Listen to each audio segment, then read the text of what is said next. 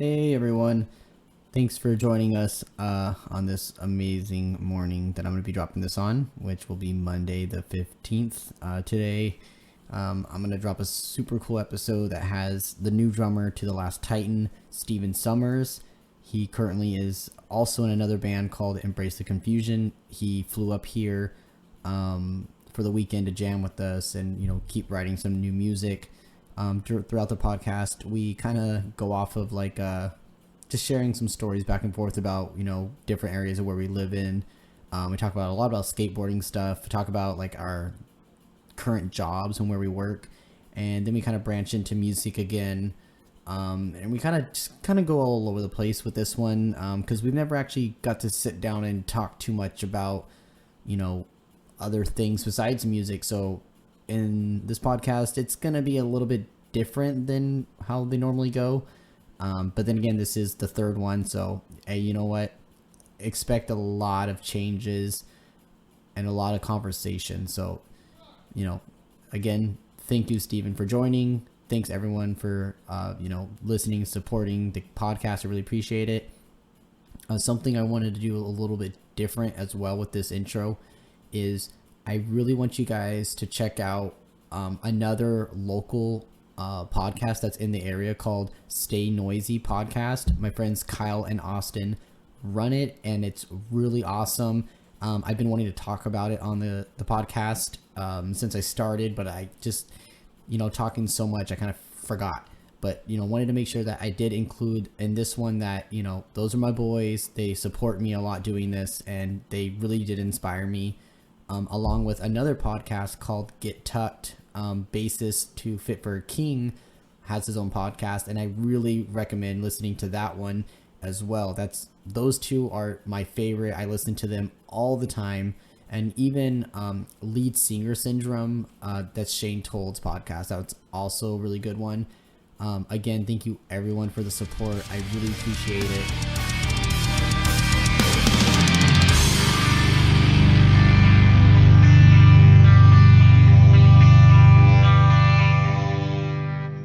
Oh, this is awkward.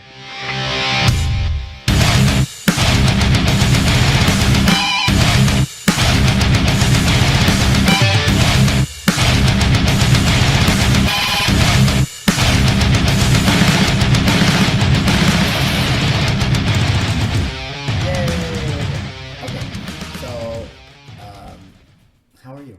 Thank you for flying here. I appreciate it. Dude, yeah. I love the hospitality you guys have. I love how every time I come down here, it's I feel like I'm at home. You know what's funny is that I think that something that I think is funny is that we met you through someone else, and so it's you never actually it was never expected you to actually become our drummer, because he was yeah, my friend just wants to come and hang out. I was like, sure, if he wants to, and then you came over and then you're yeah, I kind of already know your shit, and we were just what the fuck? That's crazy. You learned it in a week. It took me a little longer than a week. I think it took me probably about a couple of months, because he had talked to me about it beforehand, and I had started listening. I'm yeah, this is some stuff I could play. I'm into it, and then it got into okay, well now they're kind of serious. Let's actually do this, and that's what ended up happening. It was awesome. Well, no, I mean I'm because it was a week from when he told us. So, okay, so as far as I know then, this is new information. A week from when he was yeah, my boy wants to come hang out with us, I was yeah, that's cool. Next weekend, we're going to hang out, come through. He's all right, cool. So, that next weekend was a week from us letting us know about your existence. Yeah. And then you were already jamming, and I was what the fuck? And you were yeah, man, I was listening to it on the way up here and shit. And I was dude, that's 3 days. Sometimes this person is not always the greatest at communicating between parties. Yeah. So sometimes things get exaggerated. And oh yeah. So and that's kind of what happened. I think I want to say about a month, because there's no way there's too many changes in some of those songs to where it's I wouldn't be able to pick that up the way I did, Yeah. We should probably say also I'm the drummer for The Last Titan. Yeah. Oh, actually, I was getting to that. I was waiting till we were done this, and I was like getting ready to say it. Damn it. All right. So, Steven already said it. So, Well, you and Austin had said it in your guys' podcast. yeah, we did. But no, And we'd kind of put it out before a little bit. yeah, with the little like the video, the online thing we did, or the live stream. Yeah. Well, for everyone listening, I'm sitting here with Steven, and he's actually the drummer of the new drummer of Last Titan, and Embrace the Confusion. okay, I knew what it was. I just wanted you to say it because that's your thing. So, moving forward with Titan, is your grip on Embrace still as strong as it was before, or are you kind of splitting ends now at this time? Kind of, sort of, because, well, I feel like Embrace, we were kind of focused on writing for a long time. Yeah. Now we're just kind of like revising. So it's a little bit of a different process, Yeah. And I don't have to give as much input when we're in that process. More so when we're in the writing process. So who all writes who? Because it seems like Ryan is the main writer. Well, What it seems like, I don't know. Well, we got a ghostwriter for the last thing we did because we were having guitar issues and we didn't have a stable guitarist, and so Yeah. we hired a ghostwriter to help us write it. I don't know if I'm allowed to say this, but I'm gonna say it. Wasn't it the dude from The Faceless or something like that? Yeah. Okay. Yeah, because I think Ryan was like, he showed everybody here when we were Yeah. all, we had that, like, there was like what, 20 people here, and he Something fucking like showed that. everybody. Yeah. So And yeah, Andrew Veretta, yeah, and he does a Vampire Squid too. what's that? It's like progressive. It's kind of like along the same lines as The Faceless, but he does everything. Like he does the drums, he does the guitar, he does the bass, he does the vocals, and like if you watch his stuff online now, like he does a lot of playing and singing and stuff, and he's really good. Yeah, dude. Real good. When we played with The Faceless, a lot of people were like, oh yeah, they actually played. I'm like, yeah, why wouldn't they play? Their older vocalist is well known for like just bailing or some shit. It's not their vocalist; it's their guitarist, Michael Keane. Yeah. It sounds familiar. Yeah, there was a few years ago, right, when they were kind of like touring off of, I think it's Becoming a Ghost is what it's called. I just know the name. Yeah, they were touring off of that, and there were a couple of slips. Like he used to be a heroin addict. Oh, I heard about that. Yeah, That sucks. Yeah, it sucks. It sucks. Mind you guys, actually, that we're actually in person doing this. Steven flew up. Sorry, I'm kind of laughing right now. Steve, I don't know why I fucking called you Mike. Well, all right. A lot of member changes, that's why. Yeah. Right. Steven flew up from LA because that's where he's from, and Upland to be more specific. oh, I didn't know if you wanted to be okay. Upland to be more specific. He flew up here, and we just spent the last weekend jamming and drinking and playing games, and Yeah, that's one thing I love about you guys, dude. You have like game night, and that's so awesome. Like when I was in Embrace in the early days, like we would always hang out and stuff. So like we had that vibe, but like since we're like kind of like split up, yeah, NorCal, SoCal, it's very hard. But imagine you and Ryan hang out though. Like you guys seem like you guys hang out though a lot. Yeah, we used to a lot more, but with life and stuff kind of getting in the way, the real big thing is like I've kind of got a girlfriend now, so like that changed things. Obviously, if I'm spending more time with her, I'm not spending as much time with him. So yeah, that makes sense. Give and take. We all, I mean, that's why Ugo left the band. Well, I can't say he left the band, but he was like, yeah, I can't do full time because I'm having a kid. Life gets in the way, and like so it's like, hey, we need a new drummer, and then Ryan's like, hey, my boy. So, I mean, that's cool. So, I mean, I'm glad it worked out the way it did, like... And we all enjoy it, dude. I'm like, dude, I can't imagine playing with anyone else. Like, Ugo, like, I was so hooked on, like, Ugo, because he's been in 2 bands of mine. He's been the drummer and singer in 2 different bands, in Titan and in ATLN. Yeah. So, it's like, whenever I played with any other drummer, I was like, I just hated it. No one could ever keep time, or like, just the personality was just, like... different. Their vibes sucked, It's weird. That's kind of why I like this group. You guys, we got Hector, who's like real quiet and real calm, yet it's like he's also like incredibly important. His opinion is very valued, and then you're kind of more the leader, and then Austin, and I just kind of, we help contribute to the band stuff and like the music stuff, but you're definitely the one who handles like everything. You were probably the most talented person in this band. But can you play guitar? No, I can't play guitar. All right. Well, then now we're gonna say you're the most talented drummer in this band, and then Hector's the most talented guitarist. I can live with that. We're. I think the amount of talent that this group has is good. I feel like I'm the least talented person.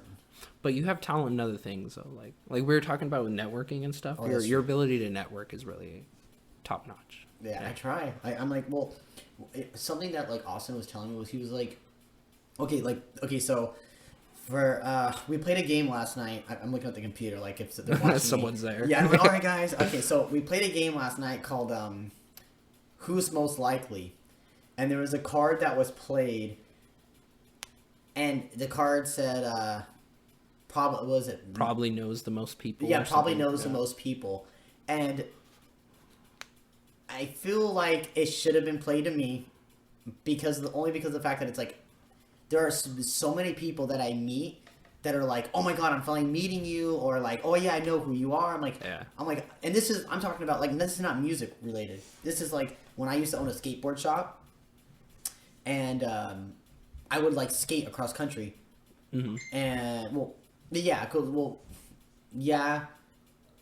that's kind of hard to like explain how that works. Did you were there like tour circuits? Yeah, like we would get in a van with a bunch of dudes and skate, and just go to skate parks, and then give merch out. Nice. It's like that's literally what the company's paid us to do. But when I did it though, it was for the skate shop.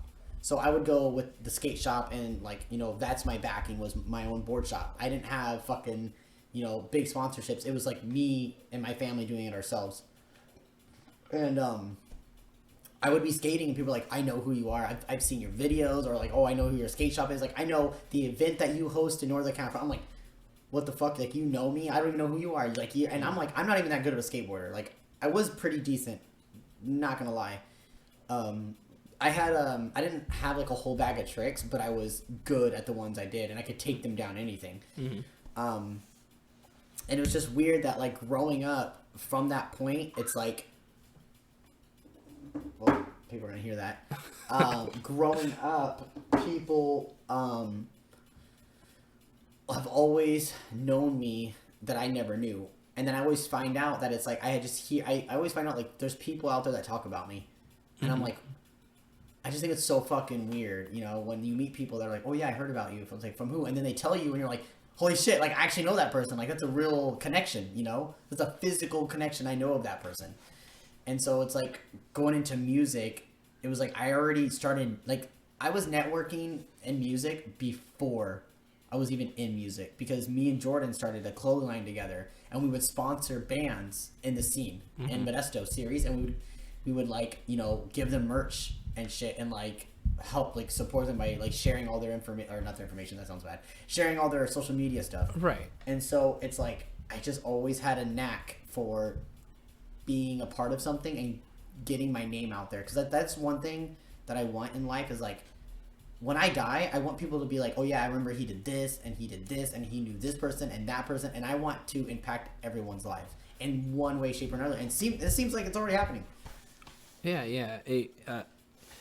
Would you say though, like with the skateboarding stuff, if you didn't have your board shop, would you have been able to get like sponsored by a big company? Like how far? Like I know you were taking 100%. That pretty seriously. I think so this is what killed my inspiration to be a skateboarder. When we had the skate shop, that was like when I was the hardest at my peak of trying to become a professional skateboarder. Because now that I have a shop, I have to represent it, so I have to push myself harder. And so, it was going great. I was like fucking working so hard on it, and then this guy started selling boards at the back of his car. And all the kids went there, and he probably sold them for cheaper and kind of undercut you guys. Bucks. Yeah, these are pro decks. I know no one can see my quotation marks, but pro decks. So what he did is he bought the oldest fucking boards at like a fucking warehouse, and then paid like 30 cents in a different country. Rehabilitate them. No, it's just to throw a new graphic, and the kids didn't. And he would throw a pro graphic on the bottom of it, and then what would happen was, kids, their boards started getting wet and shit, because this was the end. And then they would see the graphic. Yeah, underneath. It would start peeling off. Yeah. And then, but we were like, fucking months behind on rent. So bad. We were in such a big fucking hole. It was like we were paying like a little over $900 per month. And like a lot of the kids, which this is a real fucking thing. This is a real story. This fucking kid stole my board. And then when I found the kid that did it, he was like, well, you get boards from the government. I was like, where the fuck did you get that idea? And he's like, well, yeah, didn't they give you your business to sell? I was like, no, we opened this ourselves. We bought everything here to sell to you guys. And they're like, well, you sound like a fucking con. Why the fuck do I sound like a con? Like, that kid just didn't understand business. No, he doesn't. But it was just the fact that people out there have that mentality of like the government gives people things to sell. Like the government doesn't care about skateboarding. What the fuck? Well, I mean, they do, but they typically have a more negative outlook on it. They see skateboarding as like, a delinquency. You know what I mean? Like, 100%. But you know what? It's like illegal to skateboard at this property. It's, even though we never do anything harmful to anybody, like a true skateboarder would never, ever, ever go out of the way to hurt someone. Ever. Yeah. That's not what we're there for. When you have like kids that are just being fucking punks. Yeah. And they have a skateboard. That's a punk with a skateboard. They're not a fucking skateboarder, because a skateboarder will go to that kid that's being a punk and fucking knock some sense into him. Tell him get the fuck out of here, dude. More often than not, yeah. I've seen like videos and stuff like that, like, cause there's like a real community aspect amongst those skateboarders and stuff. Yeah.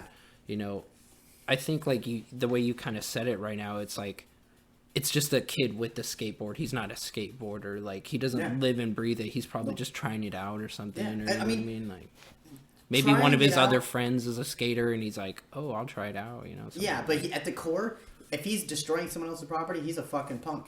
He ain't no skateboarder. Like I wouldn't consider someone that is like destroying someone's property in the sense of I'm gonna go break that fucking window. Yeah, right. That he's being just a punk ass. But if a skateboarder, they're grinding on the ledge, like that is destroying property. But it's for the sake of art, not being malicious. It depends on what the skateboarder's doing too. Like if it's in bad taste, like, you know what I mean? Like if they're like, I've seen some pretty gnarly stuff to where dudes will get in the middle of traffic, and like I can understand how that's a problem, dude. If a car's coming 35 miles an hour down the street, and your trick ends like at the the curb, and you can't stop at the curb, then like maybe you shouldn't be doing that. Yeah, but at the same time, it's almost like it's the risk factor. And like skateboarding now, man, is like fucking insane. Like I don't know if you keep up with skateboarding at all, but like I see videos here and there. Yeah, dude. Like I see like the shit that kids do now, and it's like these kids aren't even pro, and they're doing they're doing stuff that's like, if you did some of the tricks that people are doing now, if you would have done that, I'd say 12 to 13 years ago, you'd be pro instantly. You'd be fucking pro instantly. But now it's like the bar has rised up so high. It's like I wouldn't even attempt it again ever. Like even when I was trying, like I was trying my fucking best. Nope. Like no one would even like. It comes down to who you know, because there's a lot of pro skaters that I've seen that I'm like, you're not even that good. But it's not about being good. It's about being a real fucking skateboarder to the heart. Like music is a perfect example. Me, I am not a good fucking guitarist. I am decent, but I'm an entertainer at the end of the day, and together as a group with all of us, we make a good song together or whatever. Mm-hmm. But that doesn't mean I'm the best. That doesn't mean I'm a master guitarist, but I'm still a musician at the end of the day. You're good enough to get the job done. Exactly. Yeah. Skateboarding, same thing. If you're, here's a great example. Andy Roy, or even Bam Margera. Bam Margera is a really good example. He was very talented at skateboarding. Yeah. But 99% of everything he did, literally, there were people doing 10 times better, more advanced shit than he could. But the thing is Bam knew how to sell himself, and he knew the right people, but he also was good at skating. So not only was he able to stay relevant in his skateboarding career because he was good at it, he also had a name for himself, and he expanded that.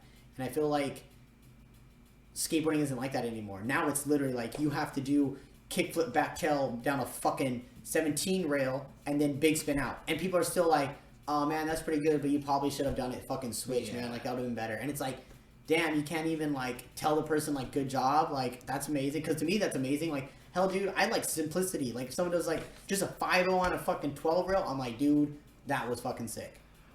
It's not even necessarily about that. It's about, like, it's kind of like what we were talking about with, like, knowing your craft, you know? Like, if you are, you know, if I tell you to do a kickflip, you know, you'll probably be rusty right now, right? Oh, 100%. Well, because, like, the thing is, like, the more you do something, the better off you're going to be. So, like, if someone can nail a kickflip, like, easily, you know, then they've obviously spent the time to do it. And, like, there's respect there from me, personally. Because, like, I can, being a musician and stuff, I know what it's like to, like, you know, focus on your craft. Do it that many times. Yeah, exactly. And then get it to a point where it's just flawless, you know. Like, yeah. Like a paradiddle, I could play a paradiddle, like, you know, whenever. I could play a paradiddle if I'm asleep. You know what I mean? Like, it's one of those things where it's like, I've done it enough times to where I know, like, I'm pretty good at it. I feel so funny because we didn't know what we were going to talk about at the beginning of this conversation, and we just spent the last, like, few minutes straight talking about skateboarding, which was not even planned. Dude, I think another thing that's kind of been pushing the skateboarding thing though lately too is the remakes of Tony Hawk, the video games and stuff, because like that came out a few months ago, and I think that kind of had a little bit of resurgence, getting people skating and stuff. Also because of TikTok. Yeah. TikTok, anything that hits TikTok is literally just blowing up. Because even Bring the Horizons, Can You Feel My Heart, that came out 8 years ago, and people are now discovering it. Yeah. And I'm just like. And like now, like it's like a big trend, and I'm just like, man, like it sucks. It sucks that it took people this long to think it's a good. Because how many of those people do you think heard the first time and was like, oh man, this sucks, or this band fucking blows, and then now it's on trend, so now they're like, oh, it's great. It's like, but you didn't like it before.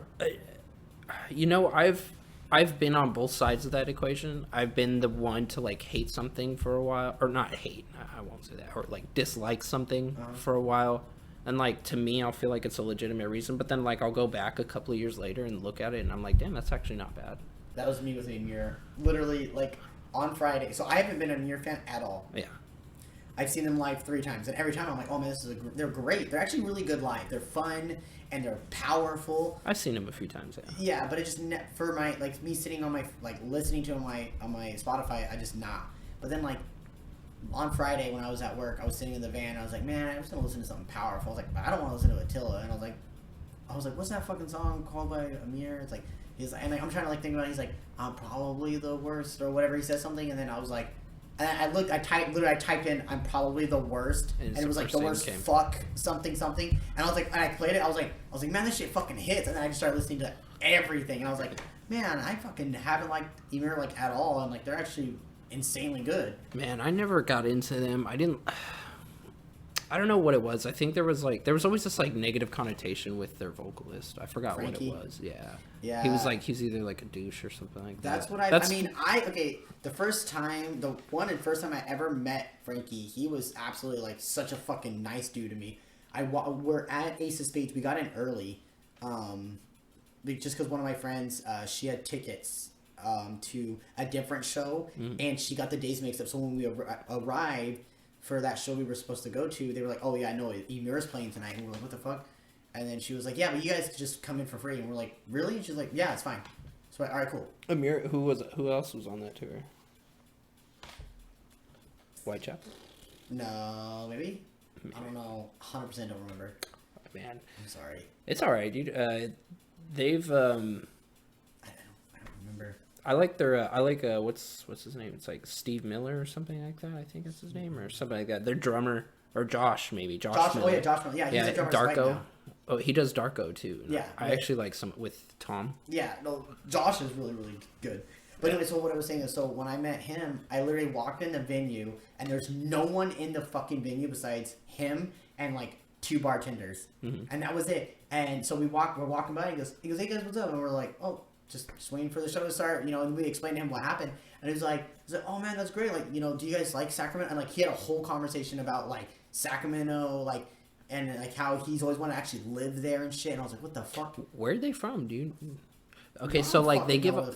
But the thing about their music is they give off a east side vibe to me, and that's sometimes I'm not super huge into like that east side. I'm pretty sure it's New York. I think I think. Like, I'm probably wrong because I don't know anything. I used to call it like straight hardcore, like because it's got like the straight 2-step and the beat down stuff. Like like beat down. Like I wasn't super into the New that York. sound. They're from Queens. Yeah. But there's some other sick bands from that side though that I really like. Yeah. No, but like he was saying like he always wanted to live in California, and he's like I wanted to live in LA for a long time, and he was saying like he didn't want to after that. He wanted to move to. He was like I want to live in Sacramento just because it's like. It's like, nicer up here, dude. Yeah, he said it was really nice. real It wasn't nice. Crowded or anything. And then It's kind of crowded. I mean, based upon what happened today, you know, Yeah. we're trying to go to Old Town. It was kind of packed, but like you know that happens. You know, it is what it is. It is what is this? St. Patrick's Day weekend or whatever. So oh yeah. that's probably got something to do with why there's so many people up there. Yeah, but okay. So after that, I met him, and so that was a good conversation, whatever. And then like the next time they came to SAC, I watched them, and he literally, it was me and my friend Kevin. We literally walked over the merchant. He's like, "Yo, dudes, like, hey, what's up?" And I was like, "What the fuck?" And he was like, "Yo," and then he fucking was like, he's like, "You were here last year, right?" And I was like, "Yeah, I was." And he's like, "Dude, let's get a photo together. Fucking want to take a photo with me?" And I was like, "What the fuck?" Yeah, dude, that's it was cool. just weird, like, Cool. but then like, I have friends that have interacted with him, and they're like, "Yeah, I had a terrible experience," and I'm like, I've really? heard that. That's kind of why I had that thought in my head too. I'd heard that too. Yeah. But I mean, it was never as bad as like, you know, like how Ronnie Radke used to be, or like he didn't like, you know, like I have seen video and stories of him like assaulting people at his shows. No. Yeah, dude. This was like, I think this was before Falling in Reverse, though. I think it was like right after Escape? during or after. Yeah, because like he was in Escape, and then he like went to jail, right? And then he started Falling in Reverse. Sure. I don't know. So You I think that's the timeline. If you ask Justin Haskin would probably know, because he's like a huge fan of Their first Well, album I was think- good. Yeah. Well, I didn't like anything else after that. I don't like his voice He did- anymore. oh, Ronnie? Yeah. Oh. Well, my buddy Justin, you know Justin's the guest vocalist on Violence. Violence, yeah. He did a vocal cover. I think it was an Escape the Fate vocal cover, and it went viral back in the day. He's on Twitch and shit, right? Justin. He streams. I don't know if it's Yeah. Twitch. It might be Twitch. It's amazing how that channel has gotten as popular as it has with COVID and everything. Like, I didn't even the have streaming service. yeah, Twitch. I didn't even have a Twitch, dude. And the only thing that really made me get a Twitch was Trivium. They were 'Cause doing Matt records the fucking. He goes on Twitch live when they play. yeah. Well, the thing was they were doing this thing where they were doing like deep cuts, and I was like, hell yeah! I finally get to hear the songs I love. And they played Deep Cuts 2, and they play this one like B-side song called Broken One, and it's just got like the sickest bass line in it, and I literally downloaded it all just for that. And then like now I'm able to support you guys too, because I know you guys are streaming on there. I was talking with Austin I think last weekend or 2 weekends ago on Twitch. And Yeah. it's cool because like, you know, if you guys are live, it's like you guys are still there, and I can still kind of like have that like feel like we're hanging out, even though we're like kind of not hanging out. But like I can still respond and stuff. But some of it too is like, you know, our work schedules don't always line up either.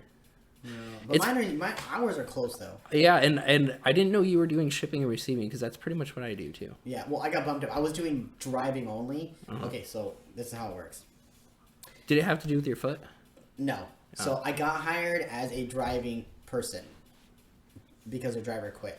Then, like, so they were like, all right, the first 3 days, we're going to teach you shipping and receiving, though, because it's important for you to know this. And I was like, okay, that's fine.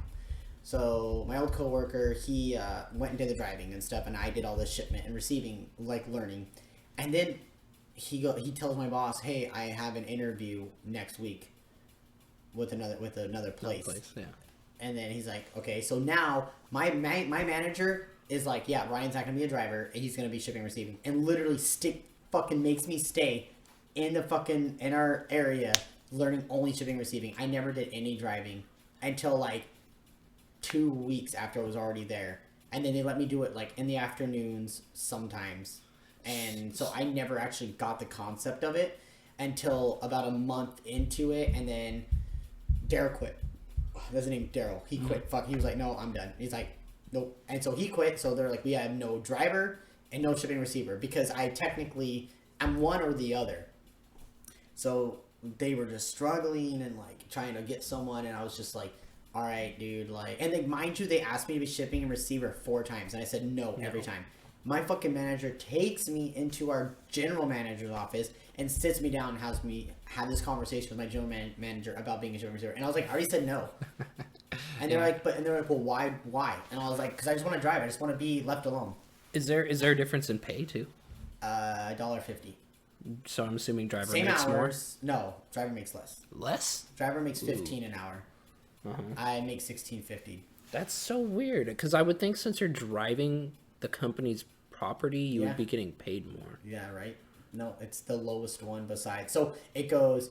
And what company is this again? This is Land Rover Rockland. This is Nilo Land Rover, Nilo Porsche, Nilo fucking Maserati. This is like all those. Like I'm on the higher end of the dealerships. There's like 4 tiers. Mm-hmm. I'm on the fourth, the highest, and I do shipping and receiving for all of them. So are you guys receiving parts? Yeah. So how it works? So I get to work and we're supposed to have a shipment truck arrive, and when so whoever is our driver, whenever we fucking get one, which is actually funny, my uncle applied yesterday because he's retired and he's like, I'm bored, I got nothing to do. Yeah. He's like, so I was like, sure, you get to apply. My dumb is like, yeah, I did, and I was like, what the fuck? Damn. So nice. I mean, if I work with my uncle, it'd be cool. He's an amazing human. He's a retired correctional officer. Like nice. he did San Quentin for like fucking 30 years. That's scary. Yeah. Isn't that the highest like security? Well, it was Chowchilla, and then he went to San Quentin. I don't know where the fuck that's at. Yeah, I heard. I don't know if this is accurate, but like San Quentin's supposed to be like have the highest like count of like murders and like. I don't know anything about that like world. Violent offenders. Yeah. Maybe I don't know. Someone listening probably knows.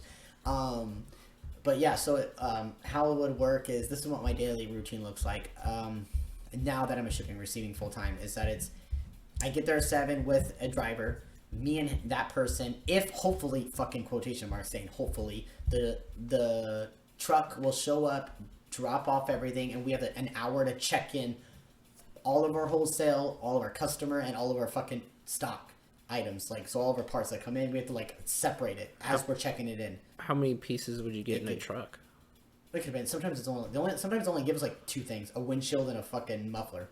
Sometimes they give us bolts, mufflers, fucking 7 windshields, a bumper, full shit. The full truck. Yeah, where it takes me literally my entire shift to go through it. So, do you guys have Lyft drivers too, or no? No. So this is how it works. Okay, so the first hour we do all that, right? So we're counting all that shit in, and then as we're counting it in, every time we have a repair order that is complete with the parts on it, I go inside, I type in the computer, print an invoice out for it, slide it into an envelope, package slip, and then I stick it on top of the box, and then I throw that in the van. And then, so whenever we're done with that, the driver leaves, goes to Nilo Mini, where all the drivers and all of the fucking district all meet. And then they separate. They bring shit. So we do Land Rover Rockland area. So Rockland and like Roseville, that's where we deliver. And then there'll be someone in South Sac, someone in Fairfield, someone in fucking Vacaville, someone in fucking Folsom. Like, so there's like, I think there's 9 of us all together. 1 from each dealership. And then so that's how it works. But for me, since I'm not doing the driving anymore, I just fucking sit at the dealership. In the parts room, I just sit there and fucking check parts in for the rest of my shift, and I throw it into stock. Yeah, I do mostly returns and stuff, but like because of like the nature of that, I have to know shipping and receiving, and I have to be able to know like look at a package and first know who delivered it, like UPS, FedEx, or post office. Yeah. And then on top of that too, like with the receiving stuff that they have me doing, like it's just I don't know. My work stuff is just real kind of strange right now. Sounds like vague. I'm trying not to be too open about it just in case somebody's listening. I doubt it, but I was kind of nervous about saying where I worked and everything, but I don't give I a work shit. I work for You don't have to say it, but I work for a fulfillment center. It's not a big deal. And we distribute products for a few different companies. One of them's called Get Rael, and they're a line of feminine hygiene products. Interesting. And then I also do Rip and Dip, which is like the popular one, the cat flipping everyone off, you know? No, no idea. What? That blanket I had. What the fuck? It's called Rip and Dip. Rip and Dip? Yeah. Well, you said Rip and Dip. Yeah, I was like, what the no, fuck? no, no, no. What the? No, it's like you know, smoke and leave type thing. Oh, and it's okay. Yeah, it's real funny. It's like super edgy though too. Like they sell all kinds of weird shit. They have like clothes, mostly is the thing, and then like slides. They have a lot of popular shoes, and what else? They even have sex toys, bro. Well, it's only one sex toy. It's like a pocket pussy. What the fuck? Yeah, they call it a Tenga. It's funny, dude. Yeah, dude. And so like working in returns, like I found one time and it was open, so like I had to it's considered damaged. Yeah. Especially with COVID and stuff. And like you had to look at it. I had to look. I had to know, dude. I had to know. Okay, so like I put my finger in there. Why? There was some lube and shit there already, dude. It's so funny. God. I thought that was so weird. I thought you would like buy the lube separately and put it in there or something. I don't know. I've never used one before, so like, you know, I don't know how that shit works. And then like my coworker saw me do it and he was laughing his ass off. But I'm glad to kind of find my like where I belong in that company, because like they're a good company, and they just they're still new, so they're kind of like getting everything set up still, and they've only been around for like 5 years. Oh, that's they use the term startup as opposed to company, so like it's a little different. Are you able to listen to music while you work? Yeah, I am. That's cool.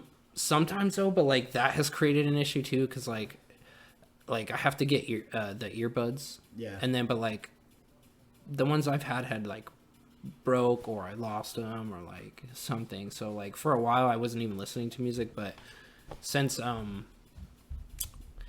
had like a problem at the last Embrace practice, like I was like, okay, I need to like be a little more involved with that. Like I need to start listening to music more. So I went out and bought another set of headphones and started doing that again.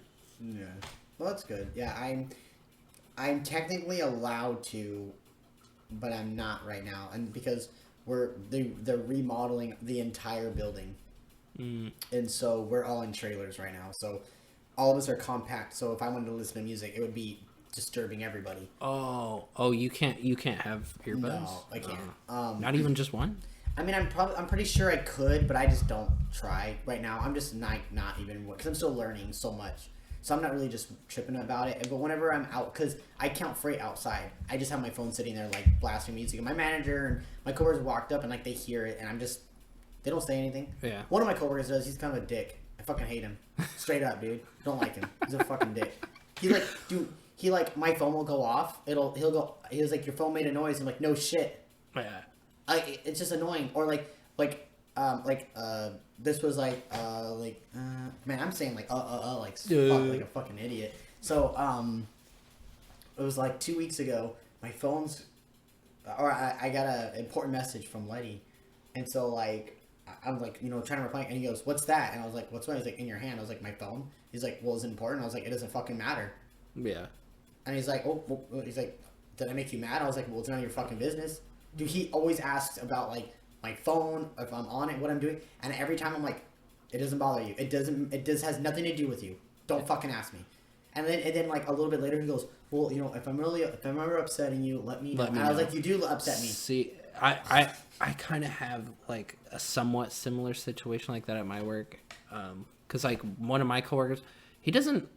It's just some of the things that he does kind of like get under my skin, but it's like within me though, like, and it's hard for me to like communicate like, yo dude, that's irritating me without sounding like a dick, because so I'd rather just like not open my mouth, you know. I'd rather just like kind of, you know, but then he picks up on it. He's like, are you irritated, are you upset or anything? I'm like, no dude, I'm good, you know. I'll just say I usually just say like, I'll usually say like, you know, like, oh, I'm getting a little frustrated, but it's because I didn't have a rock star today, or I say something because I usually have a Some Red Bull type of every day, so I excuse. just say like, oh, I didn't have any caffeine this morning, so I'm just a little irritable. Yeah. And usually they're like, oh yeah, and then like blah blah blah. Okay, so let's completely get off topic of this Work, shit. yeah. Literally, I've even talking about skateboarding and work, and now I feel like everyone's probably like, man, this sucks. This is a shitty podcast. Yeah, though, I don't know. I think people appreciate diversity. I've been ingesting a lot more podcasts. Yeah.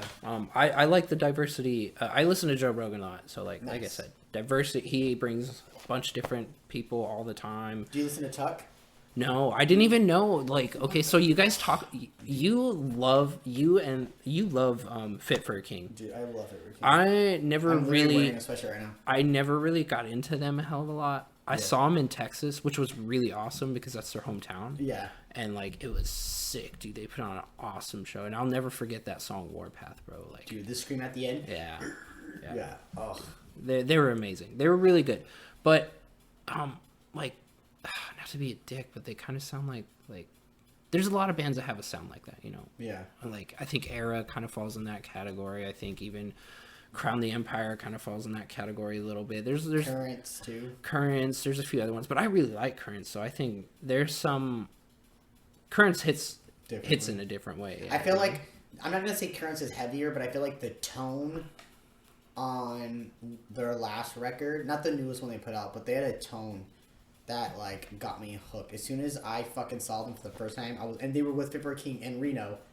I was like, what fucking band is this? Yeah. And me and Letty and Jordan were all just like, who is this? And they were like, everyone's like, it's Currents. And I was just like, that's what happened with me with them too. what the like, fuck? I just heard of them like it's not that I hadn't heard of them, like I'd seen their name around, Just but I didn't just dive didn't into check them it? out. Yeah, and like because like at the time when they were putting out music, I don't think they were as refined with their sound as they are right now. Us. Because a little bit, yeah. God. We're going through a transition. It's okay though, We're going you know. through puberty right now.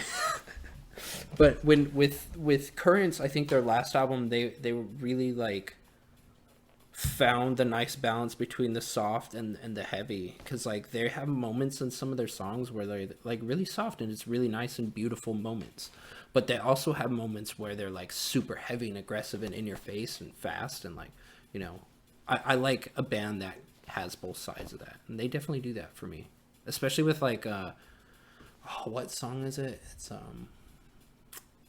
don't know. Is it Kill the Ache? I really like that song. And then I didn't listen to the new record enough to know. Oh, dude, check it out. I have it on my playlist for my Spotify. It's on random. So whenever a song comes up, I just listen to it. Like, you know, I have the whole album. Poverty of Self. That shit's sick. Is that the one that has like a pretty instrumental at the beginning? Poverty of Self. And then it goes like into the breakdown. It's sick. Maybe. The one that I just remember the most has like a really pretty instrumental at the beginning of the song. There's a few of them that are like that. Oh fuck! Well then I'm kind of fucked there. Shit. I just really, when it comes to like bands like that, they have to have at least one member that like sticks out.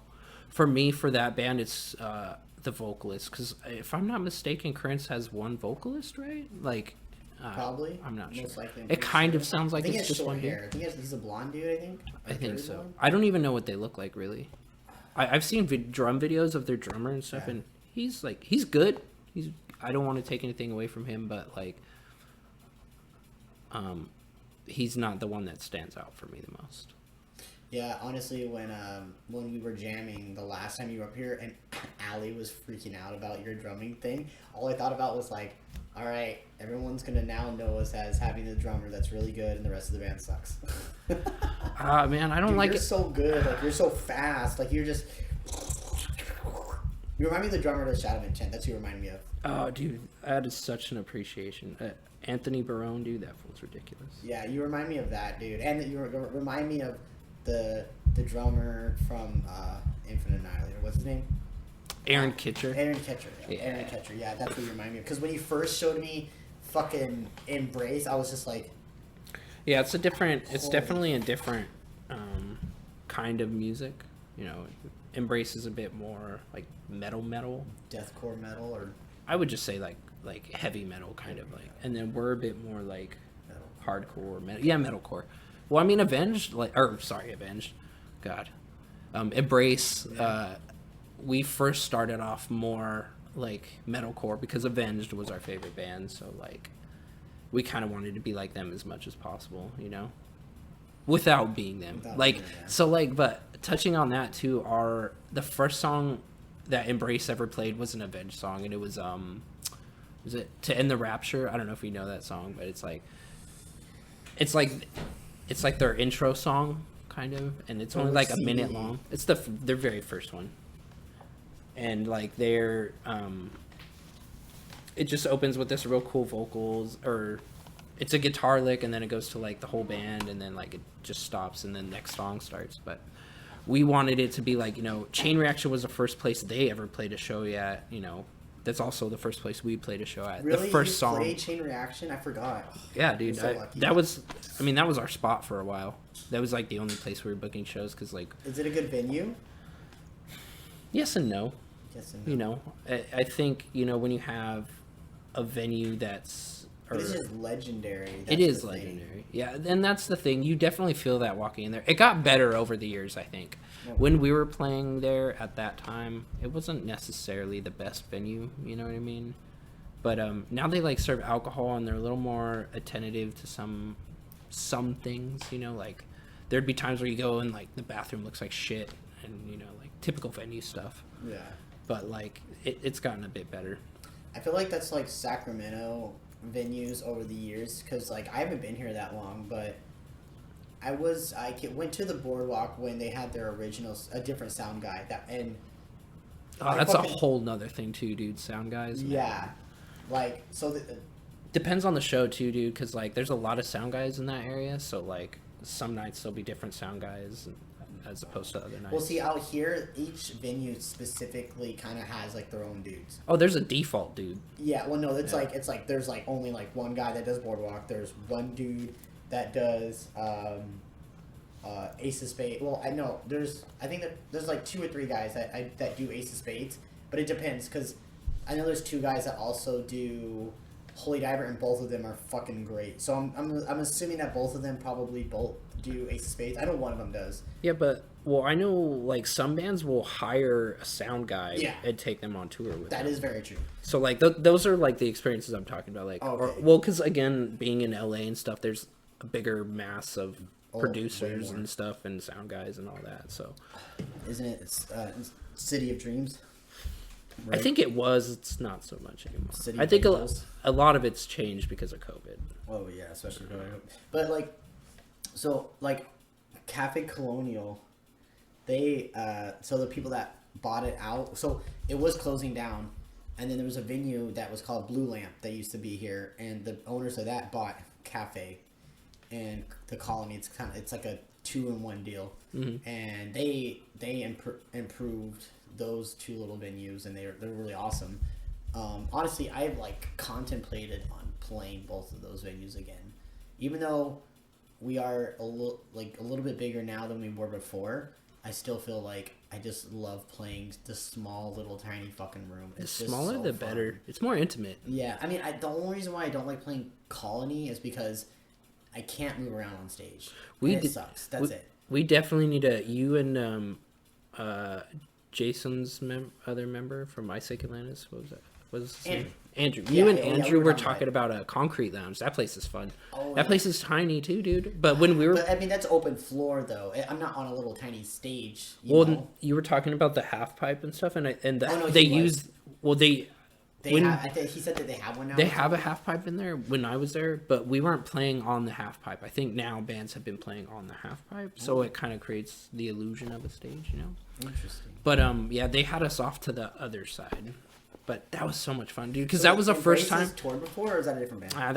That was Embrace, but I wouldn't say toured. We had a tour set up, but like our guitarist at the time was a big ass flake, and like. Oh, is that okay? I know what you're talking about. Yeah. He didn't even show up, dude. We had to show up to that show as a 3-piece. So we had all guitars playing through a backtrack. It was me, a bassist, and a singer.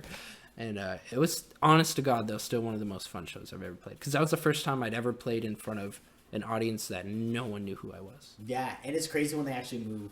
Yeah, dude, those kids. like, dude, you guys are like so sick. I'm like, what the They were even giving us props too. That like, you guys did a sick ass job, even though you didn't have a guitarist and all that. And, oh man, that brought so much fun, you know. And but that whole experience really changed me too, because like, it got me realizing like, well, the more people you have involved with this project, the more influence that like they have on everything, like the group, you know. And then it turns into like, I don't know, you bring in new people and it changes the vibe and stuff, and then like you almost turn into a different band, you know what I mean? Like some bands like lose their sense of who they are. Like I think of Mice and Men is a pretty good example of that. Aaron's now full time. Yeah, but I don't know about that one though, because I feel like, because like, can he even do the old songs? Like I don't know. I haven't watched any video. I've seen them with Austin and without Austin, and I personally thought Aaron. Okay, I think Austin was a good frontman for sure. But like when it comes to like watching them live or listening to them live, I think Aaron's vocals are good live versus Austin's. Yeah. But then again, like I saw them at Knotfest, and it was just fucking a massacre. It was insane. Knotfest. So, what year? 2014. Knotfest. Yeah, I was there. Yeah, I went there. Yeah, no shit. I was there. Whitechapel was. Yeah, I saw Whitechapel. I was literally they were sick. So where they stood, where their stage was, it kind of turns into like a grass hill, and I was on the grass hill looking at them. Mm-hmm. I saw all my friend's band Kings of Carnage played the day before. Kings of Carnage. I only went the one day. Okay, yeah. I only went the one day as well. I think they had it was like a VIP pack or whatever, where you could like come the first day or whatever. Yeah, I didn't do the 2-day thing. I just did the 1-day thing because we were like, oh, what bands are playing on which day? And it was like, well, I can only come this time, blah, blah, blah. Because that was only in San Diego. Oh, yeah. Yeah, I saw Atreyu fucking... That's another band that just changed too, dude. Yeah. Oh, they put a new record out, didn't they? Or they're about to. But they went through a lineup change. Their vocalist left. Yeah. And like he did all the screams and stuff, and now they have the drummer doing vocals, like, cause like, I don't know. I don't think the drummer could do any screaming, cause like if there's another person doing screams in the band, I believe it's like the bassist. But like you never hear Brandon the drummer doing screaming at all. So I'm curious to see what they're gonna do. Wait. Because that's why Ugo loved Atreyu so much, because he loved Brandon's screams. That sounds familiar. Unless their old vocalist is named Brandon. No, their old vocalist's name is Alex, I think. Or no, that's their guitarist. Oh. I don't know. I don't remember his name, but I saw them. That was one of the last big shows I saw before COVID hit. It was Atreyu and Whitechapel, and there was another band. Wait, that was at Knotfest 2014? No, this was before COVID, like last year. Well, 2 years ago now, almost.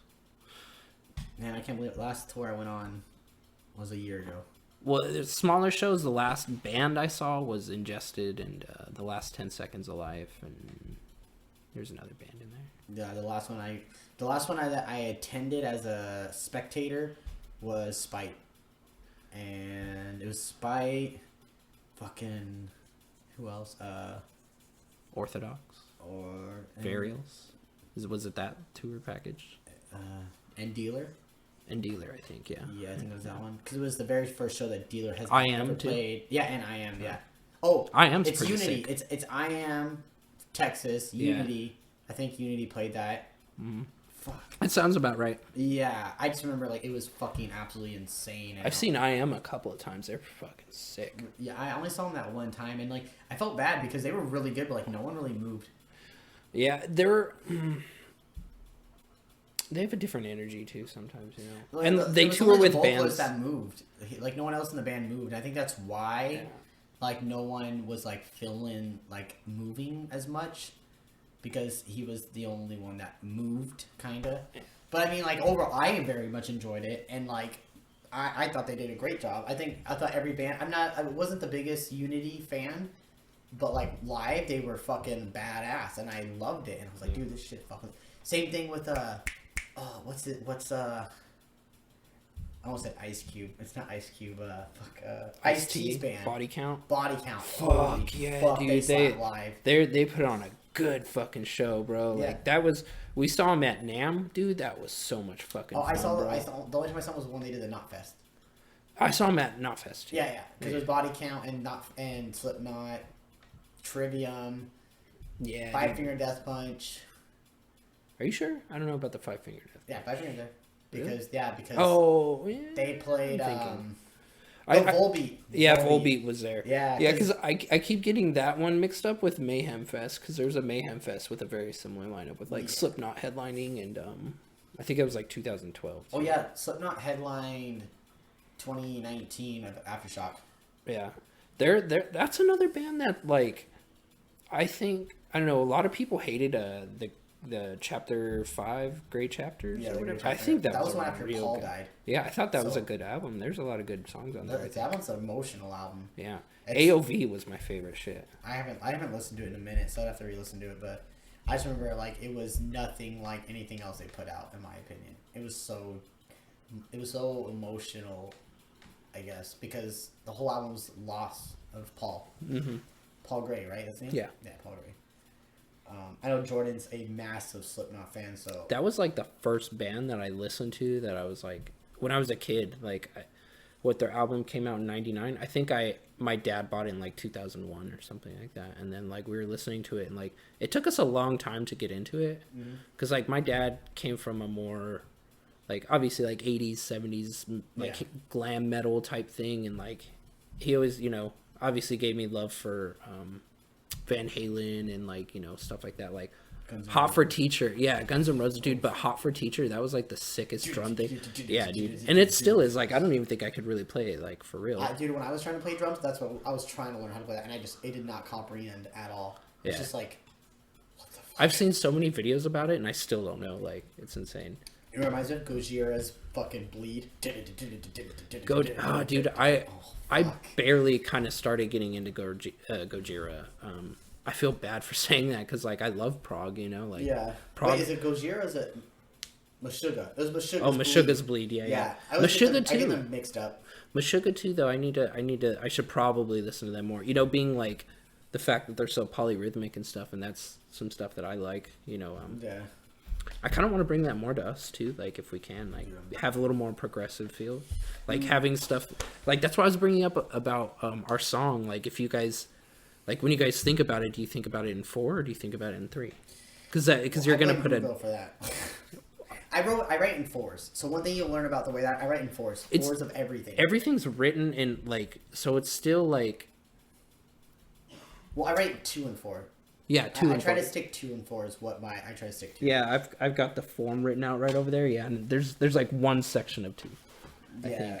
But yeah, it's because like if you think about it in 3 though, you're gonna have a different approach as opposed to if you think about it in 4. Yeah, no, that's true. I don't know. It's harder for me to think about it in 3. Yeah, no, I'm like, dude, I'm like, I have to do this 4 times and then I have to switch to something else. It's just because then I can focus live. I can focus on moving, jumping, kicking, flipping around. So are you counting in your head when you're playing? Sometimes. Well, the only time I do for like hard parts. No, the only time I ever do is when it's like down,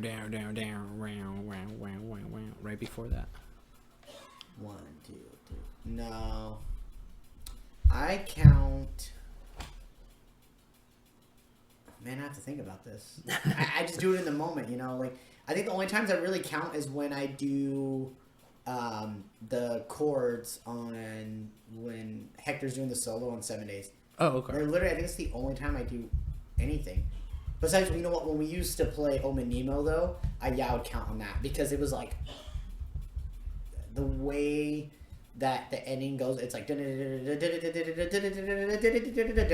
I have to like keep the same fucking time with John as he's soloing over, and I have to match on every like change he does. So I have to like I'm like 1 2 3 4 1 2 3 4 1 2 3 4 1 2 1 2 3 4, and I have to fucking. So it was Omen Nemo that I did it on, and it was and it's still on 7 Days. Even today I did it. Yeah. But I just do it because it's like I'm like I don't know what else do I think about. Yeah. Like it's I don't know. That's kind of why I was asking you guys too, because like for me like playing drums and stuff is beyond therapeutic. It's spiritual for me. Like it's I think that's probably why like I hit so hard, because like You hit hard, it hurts my teeth. I'm sorry, bro, but No, like it's fine. It's cool with me. Like when you hit the snare, I'm like, the biggest thing for me is though, like, you know, I never know when I'm gonna play again because like of my practice situation. You know, I can't practice at my house. Yeah. So like, I want to leave here knowing that like I could be proud about the last time I played. yeah, we actually had a really good set today. Yeah. Like, and last night, yesterday, we had our fuck ups here and there because we're still taking learning those 2 songs. But the last one we played, brand new song, we fucking played it all the way through. Yeah. It was real good. Well, we've played it in the past, and it's never been as good as it was this weekend. Yeah. For sure. I think a lot of that, too, is just gone with the time and how we've, you know... Again, the more we play together, the better off Plus, these it's, songs. the last time we played together was like 3 weeks ago. Something like that. Honestly, too, like, we get together pretty frequently. Yeah. I get together with you guys more than I do with Embrace right now. Well, but me and Embrace, we meet up once a week, like, via video chat, but, like, I mean, physically in person. Yeah. No, see, I want to get at that level of at least once a week, just chatting about like just anybody think just something, because we just talk in the chat and it's like. But we're more active in the group chat though. Like that is very true. I don't know like, how you guys are embraced. With we're not here and there. Sometimes I don't know. Do you ever get your messages confused? Like we're talking about something and then Embrace says something, you're like, hold on, wait, I'm so fucking lost. No, luckily no, good. because it's a different energy. Like I don't want to say I switch my brain, but it's I fulfill a different facet in Embrace than I do in this group. Like in this group, like you're kind of in charge and you like call the shots. So like I'm very like respectful about that, and like but in Embrace I kind of take a little more hands-on approach. I'm more involved with the like everything. Yeah, like, you do a lot of the shirts and stuff and like all that. Like with Embrace, I kind of try and do that. I don't make the designs, but like because there was only 3 of us for so long, like we had a kind of like a lack of creativity almost, and Makes so sense. like I tried to step in quite a bit more. Yeah. I mean, like that's why like earlier today, or when we were at In and Out, I was like, yeah, that's why like when Austin's like, yeah, I'm fine with whatever you guys want, and I was like, dude, me and Steven are gonna be really fucking visualists, because one thing I've learned is that like I don't want to put out something I'm not happy with. 100%. And my biggest thing is that it's like, all right, if I have this dude that is so talented flying from fucking LA, like obviously he wants this, and I was like, I'm gonna take this dude's like word for like, if this sounds bad, it sounds fucking bad. And then I was like, I need to raise my expectations that much higher. Well, yeah, man. We've talked about my vocalist Ryan, and like I feel he's fucking good. He's amazing. Yeah. I think that's the thing about Embrace that's kept us together is Ryan and I's natural talent. I think Ryan and I have natural talent, and just our relationship too. But I've been so spoiled in a sense that he's so good, and that like even down south, dude, there's like, man, I feel real kind of guilty saying this, but or like maybe pretentious or whatever, but like I think Ryan's one of the best vocalists like on this planet. He probably is. He is. He's a diamond in the rough, for sure. As in the rough being the entire fucking music scene. And he's just, because when he comes over and he's like, he's using his hand as like his microphone, and I could hear him like clear as fucking day, and he has no, it's raw, and it sounds so fucking brutal, and I'm like, so he's got like slight Asperger's, so the way his mind works, like he like hyperfixates on things, and so like vocals is one of those things that he hyperfixates on. And dude, that kid is incredible. Yeah, incredible. And he so like the thing is he'll hear a sound and he'll imitate it, but the thing is the sound that he's imitating is not natural because they're putting plugins and stuff and all this stuff, and like Ryan can do all that shit without plugins. Yeah, and it's crazy because like I said, I physically have been there where he's like doing something, and I'm just like, how do you even get that low? Like you sound like you're 3 voices in one. Like he's like straight demonic vocally, and it doesn't even look like he's trying. He's just like pulls it off. And on top of that, he's got perfect pitch. Like, dude, this dude's because I think I've heard him sing before. Yeah, Well, we have singing parts in Embrace. No, I meant in person. Oh, I in think person. he was singing something. Yeah, like you know, if we're ever hanging out and stuff, he'll kind of just like Yeah, it was one of the nights spitball when stuff. you guys stayed over and we were drinking, playing games. Yeah. I think it was literally like the first night you guys stayed over. Mm-hmm. Sounds about right. Oh, yeah. Yeah, and then it was your other My buddy friend. Alex. Yeah, Alex was here too. It was that night, yeah. But that's crazy. How long have you been playing drums for? Almost 20 years. Fuck. I've been around drums my whole life, dude. Yeah, my dad put me up on. There's like pictures of me on my dad's drum set with him. Is your dad me. good at drumming? Not really. I mean, I don't want to be a dick, dude, but like I took it way more seriously than he did. Like I was in it during school. Like I was in marching band and shit too. So Damn. like, So that makes sense why, because that's why like when we first met, you're like, oh yeah, do you have click tracks for everything? Because I didn't play without it. I was just like, are you a fucking robot? Like what? Well, I'm like, we don't play with click track. click tracks only because we never did because of the fact that it was like Ugo. Couldn't. No, he could, but he just was like, I remember everything. So we're like, all right, fine, Ugo, you remember everything. We'll Yeah, just but, go off of you. Bro, And, like, but dude, I've been the drummer who's like nervous about shit and been like, yeah, dude, we can do this. Like, I don't know. Ah, man, now I feel like a dick for kind of like calling him out. I don't want to sound like I'm calling him out, but it's like no, because he's learned to use the click tracks because we all told him, we were like, well, we have all these effects now and we're getting more, our music is now getting more professional, we need to evolve as a band. And he was like, I agree with you. This is back, I'm talking about like when we were at ATLN we didn't use a click, and that's how his mentality was. And then when he joined Titan, we were like, we're, you know, now that we're, you know, we have a drummer that's fucking solid, which that's Ugo. I was like, we're going in the next direction. We're getting clicks, and he was all on board for it. Did he play the clicks at all? Or? No, never before that. Okay. No. So when he joined Titan, that's when we got him click tracks, and he was like practicing and learning. So, but when you guys were playing shows though, sometimes or no, not before him, with him in the band. Oh yeah, with him. Yeah, we played with click tracks. Some songs we didn't have clicks for, so we would move the set list around. So we would start out the songs that didn't have a click track. We'd play without a click, and then he would just put the headphones on and then see. We tried doing that with Embrace too when we first started working with clicks, and it was never the same because it's like I can't play without click now. I can't. That's I'm the way so used to playing with you that it's like I just can't. Like the click creates a standard. You know what I mean? Like the standard. And it feels is the right. click. It feels like this is the tempo. This is right. And I want it to be consistent every time. That's the thing. This is like we've talked about before, dude. This is a product, and we're trying to sell it. It needs to be as polished as possible every single time. Yeah. So like I'm glad that I kind of help do that with you guys. You know, because like I've always wanted to be like that. Like we're not necessarily like that in Embrace either. We've been working on that, but like we had, there was a point in time where like I would go to baby girl's house, and the first thing I would do would go and drum, and then I'd go work for like Uber Eats, and then so like that was really good for me because I was getting in at least 2 hours of practice every day, and then that made it to where because like our like Embrace is a lot more technically advanced, so like, you know, there's a lot more blast beats and a lot more like transitions and tempo changes and things like that.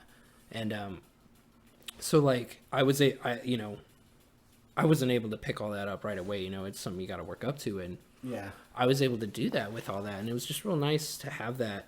And but going back to the TLT stuff, like it's real different playing with you guys, and I just love the energy you guys give off too. And like I was real sad about the Jordan thing, but I mean I know we can find someone else, and I'm hoping, like, you know, well, we already found someone, kind of, sort of, more or less, but still working with him and stuff and getting him into the groove of things is I don't want to say going to be challenging, but it's going to take some work. Yeah, it's one of those things where it's like the role is so important. We have to be 100%. Everybody has to be like, yes.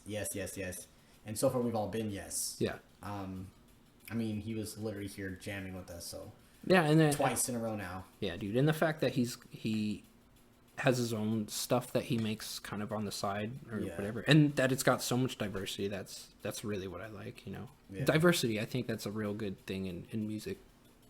You know, like that's why I like Dance Gavin Dance so much, because they have like this chaotic energy and then they have like this clean energy and like nice and bouncy, but their riffs are so like, I don't know. It's Spacey. Isn't that mathcore? I don't know what I don't know what I would call that, like post-hardcore. I don't know. I don't know anything about them. I'm not the biggest fan, and I feel like I should be a lot more supportive to them because they're from Sacramento. Yeah. But it's just not my style, and I just don't get it. A lot of people don't like Tillian's voice, and I totally get that. Actually, I think all the singers that are in the band, I think the whole band is actually really talented. It's just for me to just put on my Spotify, I'm just like, nah. I'd rather listen to someone fucking scream down my throat the entire fucking song. Mm-hmm. But that's just how I'm like. I love big breakdowns and shit. Like I love like all that. I'm not into like the whole like fucking and then like a guy like scream. That's just not my thing. Like that's a. I can understand. They're an acquired taste for sure. Yeah, but I mean they're massive and like a lot of people in Sacramento support them. Like yeah, they're huge, bro. They're getting big. Do you know who Merchants are? Have you heard of them? They actually had a song. Well, they have a song, and it's a fucking solid ass song. And it went kind of viral on a channel they put out a lyric video on, and so then they kind of like they stopped doing stuff for a long time. Well, Simon, the clean singer / guitarist, he's the one that books all the shows at Holy Diver. As far as I know, he does all the booking for Holy Diver, but man, that guy, he sings so beautifully, and like I didn't know he was the singer. I thought he was just a guitarist, and then when I saw them fucking play, like dude, they did a comeback show. It was 2019. They did a comeback show at the beginning. It was like January or February of 2019. It was their comeback show, and they sold out Holy Diver like fucking instantly, almost, dude. It was fast sold out, and that's a 350 cap room, like 300 actually, but like 350 is technically selling it out. Yeah. So are they local though? Yeah, they're local from Sac. And man, when I see him step on stage and he's playing, I was like, man, that's so great. And then he started singing, and I was like, oh my god, dude, he sounds just like the fucking track. Yeah. Like no edits, nothing, and I was blown away. And then fast forward, like 6 months later, he was like, yo, I want Last Titan to play Ace of Spades with us. And I was like, dude, fucking yes, we will fucking do it. And so seeing them headline Ace of Spades was really fucking awesome. They headlined with a band called Hail the Sun. I think that's what they're called. The name sounds familiar. I'm pretty sure it's... Aren't they more... No, aren't they... Okay, I might be wrong. It's not Hail the Sun? Cemetery Sun, maybe? I don't know.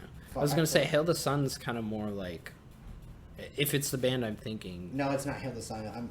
I always get them confused because I'm an idiot. No, you're not, Ryan. I have the flyer right here. Give me like 1 second. I'll pull it up. Cemetery Sun, yeah. So Summerfest 2019. Merchants, Cemetery Sun, and then Our Boys and Vice Versa. Hellheart, that's Allie. You met her last. Yeah, Hellheart. That's Allie's old band. Beauty is Betrayal is my friend Alex's band. And then Last Titan, and then A Foreign Affair. I've met one of the members, but I'm not too familiar with the whole band. Oh, the Horror. We've played a couple shows with those guys. They're like this like techno deathcore style. Yeah. With like hip hop singing in it. It's honestly, dude, like when I saw them, they were pretty fucking badass. Like they were big. They sounded massive. And the guy's great at fucking scream, dude. Yeah, no, that show was fucking badass. And we sold, like, I think we ended up selling 101. We sold all of our tickets, all 100 of them. But I think we ended up with like 1 or 2 extra people that's bought at the door with using our name. So how does pre-sale work out here? Cause like, so it's better than LA, I'll tell you that, because I know LA's you have to buy them all out. You straight have to pay for all of them if you don't sell them. Dude, that was the thing. Yeah, like so like we would do that sometimes, and then even then like people still wouldn't even come to shows and shit. Yeah, you know, it like, happens. Either they're too busy or whatever. You know, that was the crappy thing about doing that in SoCal. So like we would just pretty much buy out our tickets. You just give them out to people. That was my game plan, but the other two were a little bit able to better at selling their tickets than I was. I was never the greatest at that. It's not. I don't know. I'm not the greatest at networking either. You know, I might know a few people here and there, but like I'm not. You know, I'm not as good as you. That's for damn sure. I'm not that. Dude, it's all about just knowing people, and you just gotta be nice. Just be a nice human. Like, just be a good fucking human. Be the kind of person that's like that you'd want to hang out with. You know, I guess. Yeah. But like, Jordan was really good at selling tickets. Like Jordan was able to, sell a lot of tickets. He seems like he'd be really good. Jordan is literally. It's me and Jordan. We were the two. And I bet Hector had a harder time a little bit. Yeah, Hector. He's a little more Hector. He's just introverted. He'd rather play Fallout 76 and make soup than go sell tickets. Right. Which is fine because with him not selling tickets is fine. He writes amazing guitar parts. Yeah. He could play guitar like a motherfucker. So I'm like, what, dude. He's more or less the one who like creates everything, right? No, actually, I guess he's the one that sprinkles all of the flavor on it. Oh, but you and him work on it. Yeah, well, each song has a little bit of everybody in it, in a way. So I wrote the first. Okay, so the reason why the first 4 songs of the EP sound the same, in a way, is because it was originally a solo project for me. And then Jordan joined, and then we were like, well, now that I have a vocalist, I guess we're going to just look for a full band. So that's what we did. And then, but I already had those songs written. Those were my songs that I was writing, and then they all jumped on it. And then when we wrote the record, John and Ugo both wrote a song each for the record. Mm-hmm. And I was also starting to change my style. I wanted to get away from the thrash style that I was writing.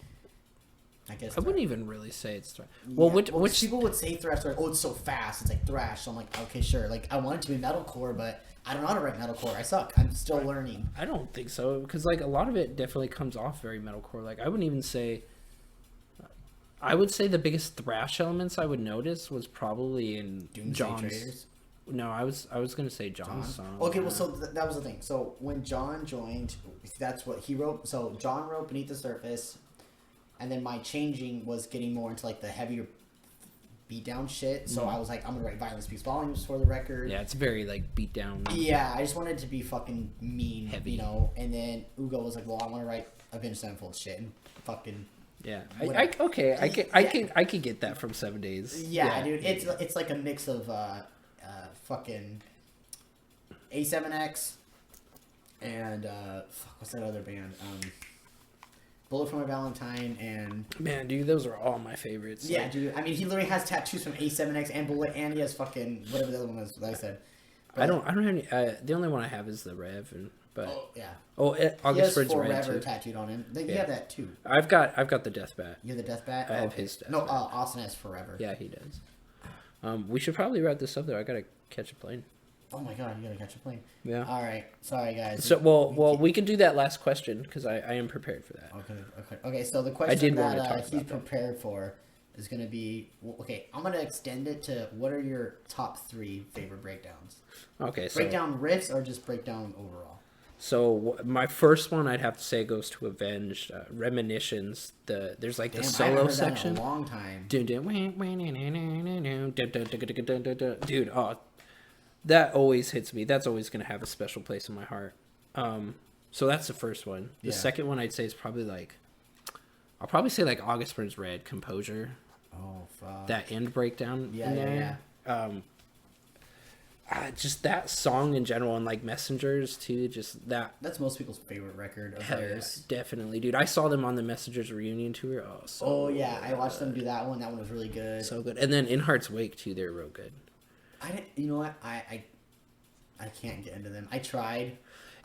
You have to listen to the right albums. Their first album's like really good. That's what everyone says. Straight up metalcore album. That was so good. And then like the rest of their stuff is good too, but it's just it doesn't hit as hard because like that was like their first album, sort of like trying really hard. You know what I mean? And that energy comes off. But the last one was where I was having some hard time. Oh, so it's gonna be 4 albums? It's 4 breakdowns? No, I would say no. Well, it's just like decide. Oh no, I have a decision. Despised Icon MVP. That's a sick ass one. I saw them at Diver. They're so fucking good. Yeah, they were a lot I didn't expect them to be how they were because I never listened to them. So when I first saw them, the first time I heard them was when I first saw them. I saw them, and I was just like, everyone was just killing each other in the pit. Yep. Sold out show, fucking insane. Super violent. Yeah. Super violent. And then I'd probably say, if we do 4, I'll do a 4th one too. It's Humanity's Last Breath, but none of their new stuff. It's from their very first album. The song is called Deceivement. Oh, dude, the end breakdown is so freaking heavy, bro. See, like that was my whole premise with violence. Is I was like, I just wanted to break down at the end, just make people just be like, this shit fucking. But it's the stupid ignorant heavy, like, dim, dim, I was like, I declare war. dim, dim. Yes, shit like that, dude, kind of, yeah. That's one of my, I declare war's breakdown is like my favorite. Yeah. Fuck. What song is that? The Dot. The Dot, yeah. Yeah. I never got into them. I saw them play with what was it?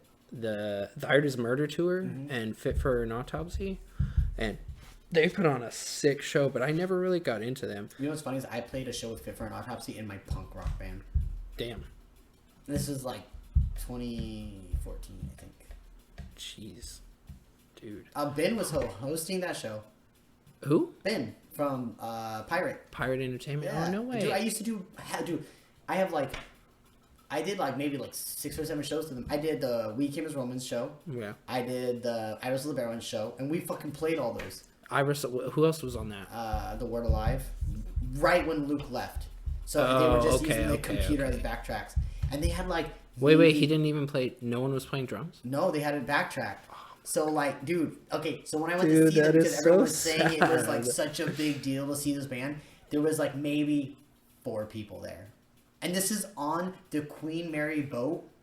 4 stories of fucking bands, bro. Like there was thousands of people on that. It's the Rock the Boat Fest. Yeah, we played that once. It was I Wrestled a Bear once, Carnifex, and All Shall Perish. What the fuck? Yeah, dude, that one was sick. We got a hotel room that night and we stayed out there. But dude, I did some dumbass shit, dude. I locked my keys in my cars twice on that show.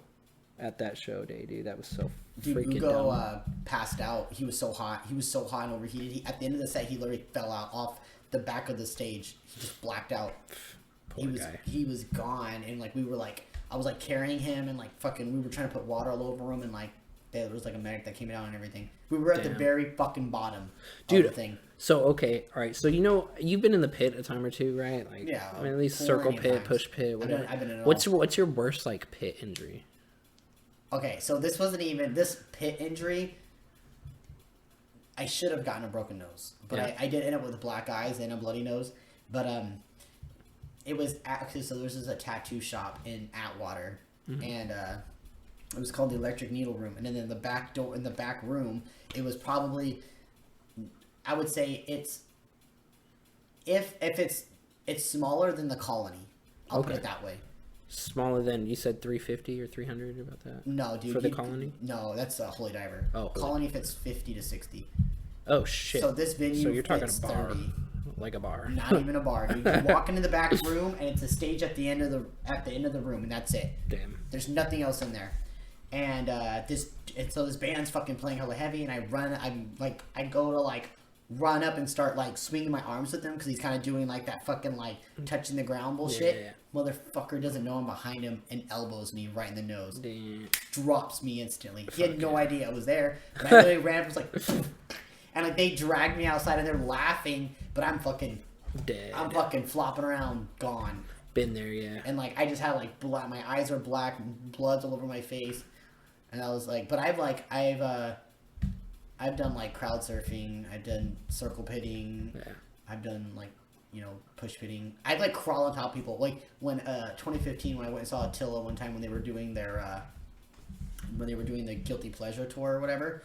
Like when they released that record, they did part of it, the Guilty Pleasure like CD release was part of the tour for Warped, and they were playing Fuck It. As soon as they started, they were playing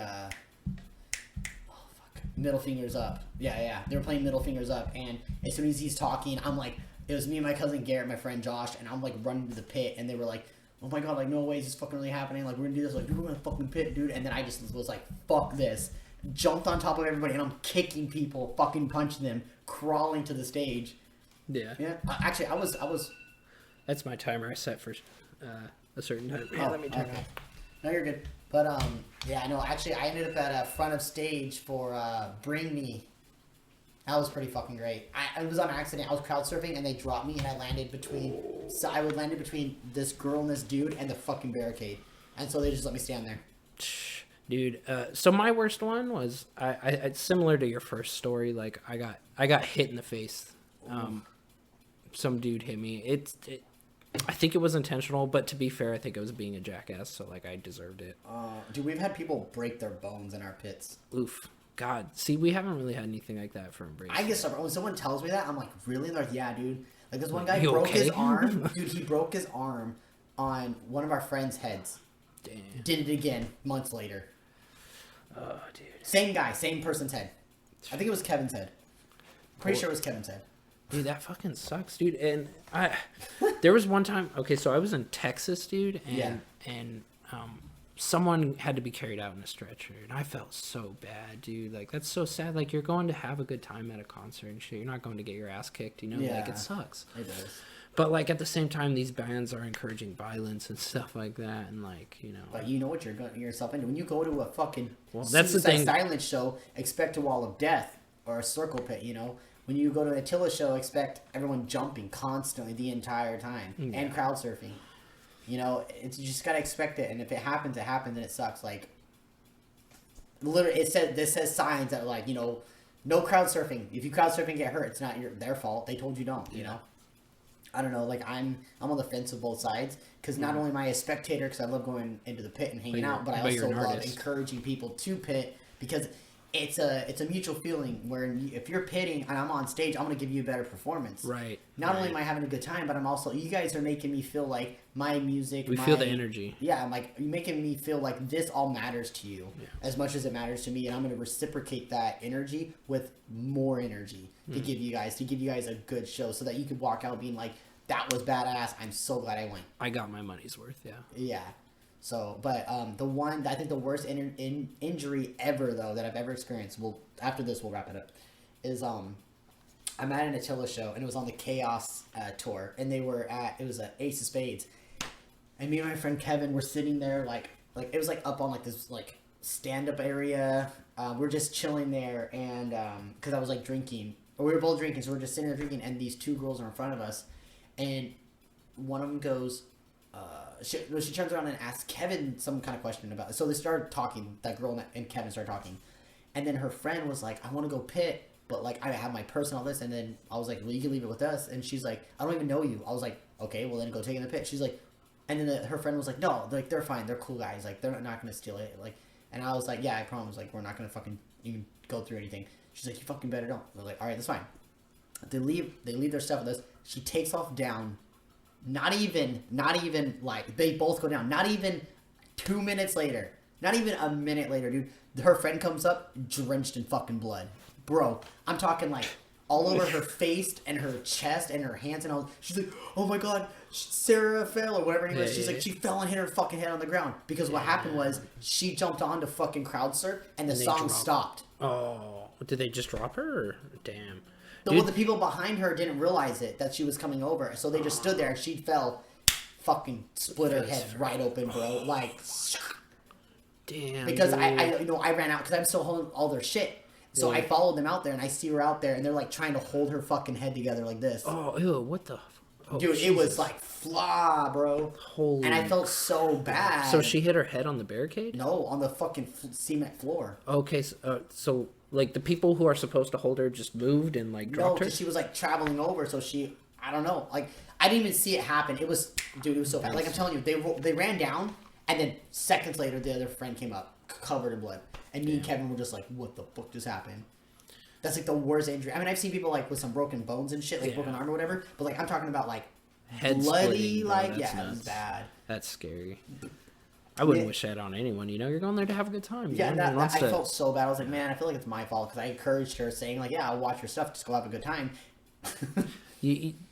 Real quick, though, do you remember there was like, I don't know how popular this story got, but there was this girl who like went to a show and then she tried fucking Janelle.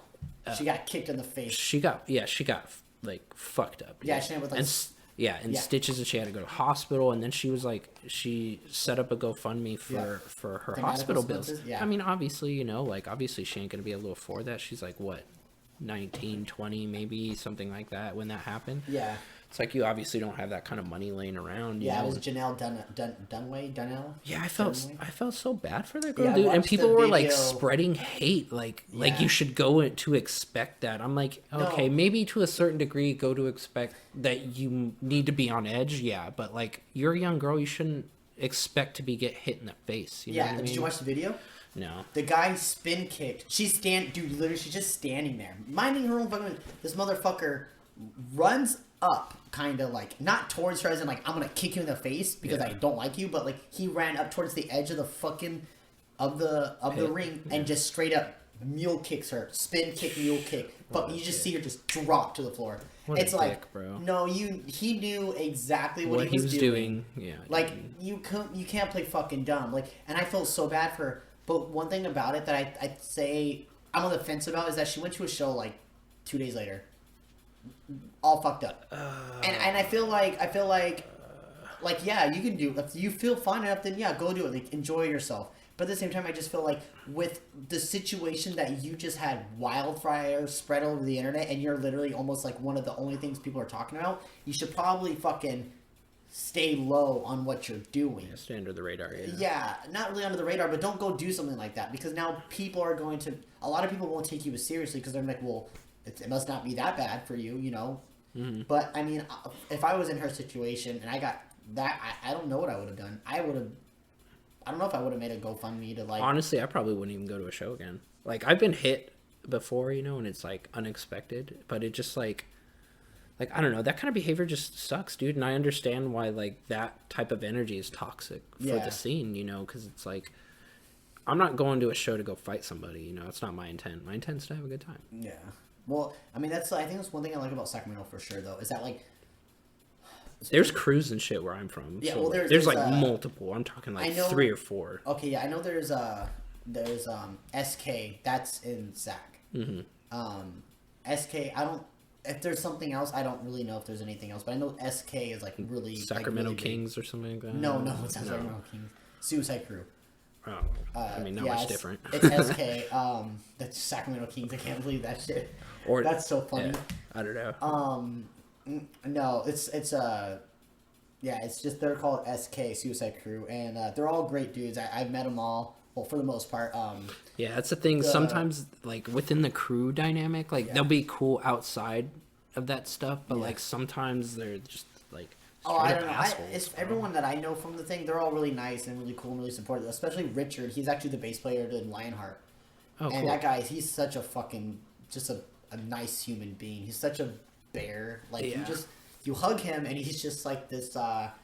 He gives off this vibe of like, everything's gonna be okay, but we're gonna go have a good fucking time, and I want to see you. Yeah, it's different where I'm from, because like the dudes who are in the crews and stuff, they think because there's a big number of them that they can do whatever the fuck they want, and that's what it translates to in the pit, like the spin kicks and stuff. Nah, they kind of like look out, like even like there's a couple like dudes that like I remember like we were at a Spike show, and it was yes, maybe it was a heavy show. I just remember it was fucking hella crazy, and this dude like straight up was going towards my girlfriend and her 2 friends. You know, it's like three or 4 girls sitting next to each other, and this dude's like fucking right next to him, like spin kicking and shit, and like throwing down.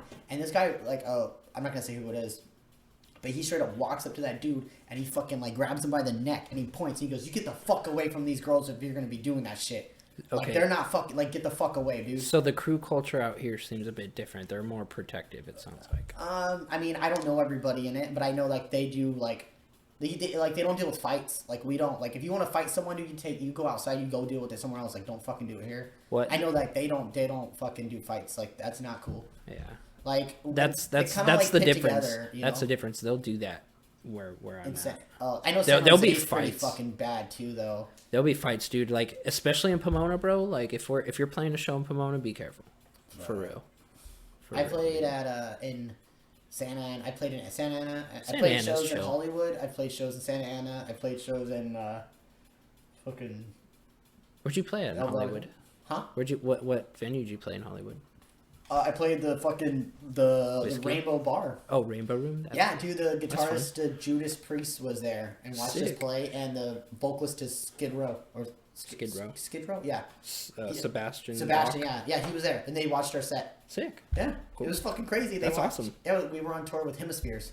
Oh, that was during your tour? Yeah, that was the very first tour we ever fucking did, and they even like talked to us after, and they were like telling us like, man, you guys are fucking cool. You guys have so much energy. Like, just keep going. Like, that's all you can do. They were like, dude, we didn't do anything for the first like 4 years of our career. We didn't do anything besides play in our garage. Yeah. Imagine that. Imagine doing nothing but playing in your garage, and then you start playing shows, and you're one of the biggest fucking things ever. Well, that 4 years probably gave you a lot of practice. Yeah, that's true. Time to get your songs down and stuff. Yeah. But yeah, dude. Yeah, I gotta is. drive you to the airport. Yeah. I don't even know how long this thing is. It doesn't probably. tell me. It's definitely over an hour. It is, what, it's 7:30. What time? I don't know what time. I'm sorry. It's close to 6. Fuck. It might have been a little bit before 6 too. Shit. Yeah, I think so. Okay, so what's next with you though? Just focusing on music, really. I would like to be able to, like, I see some of my friends making this move and to make music my full-time thing where I don't have to depend on a job. That's my main goal. That's what I want to do. Maybe, I don't know, dude. I'm also I'm very on the fence about like moving. I definitely want to get out of Southern California. It's toxic. Dude, when I did, it was lit. Well, I mean, I'm not going to, well, there's a lot of possibilities, right now for me. So, I mean, I don't know. I kind of just need to focus on like saving money and like contributing to my music projects.